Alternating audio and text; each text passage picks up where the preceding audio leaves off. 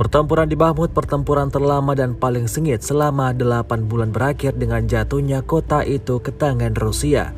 Presiden Ukraina Volodymyr Zelensky menyebut jatuhnya Bahmut merupakan suatu tragedi. Rusia mengklaim telah menguasai sepenuhnya kota Bahmut, wilayah Donbas, Ukraina Timur dalam pertempuran sengit selama 8 bulan terakhir. Sementara itu, Amerika Serikat dan pengamat barat tidak terlalu menganggap strategis penguasaan atas kota itu.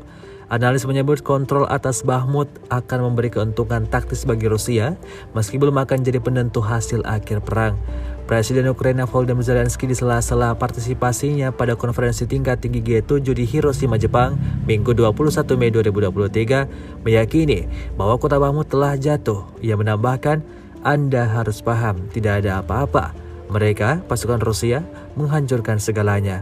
Untuk hari ini Bahmut hanya ada di hati kami," ujar Zelensky menjelang pertemuan dengan Presiden Amerika Serikat Joe Biden di sela-sela KTT G7.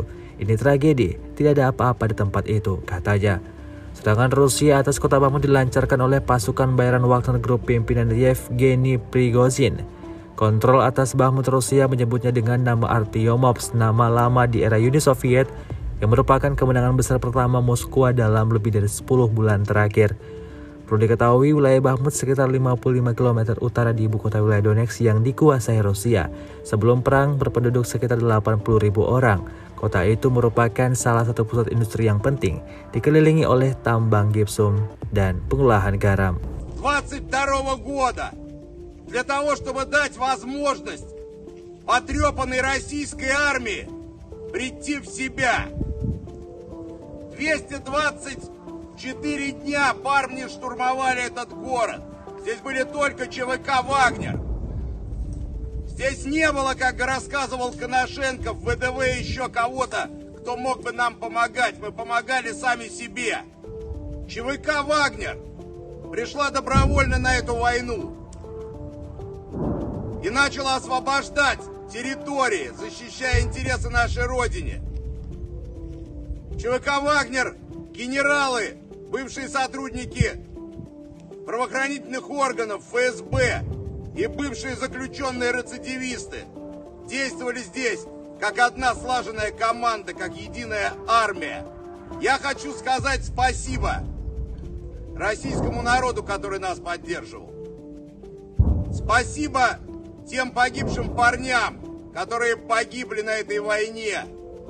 И военные, и наши бойцы ЧВК «Вагнер». Спасибо тем, кто сейчас с нами в строю. Те, кто не сумел продолжить контракт, и те, кто придут и будут воевать вместе с нами в будущем. Спасибо генералу Суровикину и генералу Мезенцеву, которые дали нам возможность провести эту тяжелую операцию. И спасибо Владимиру Владимировичу Путину, что дал нам эту возможность и высокую честь защищать свою родину. Мы боролись не только с...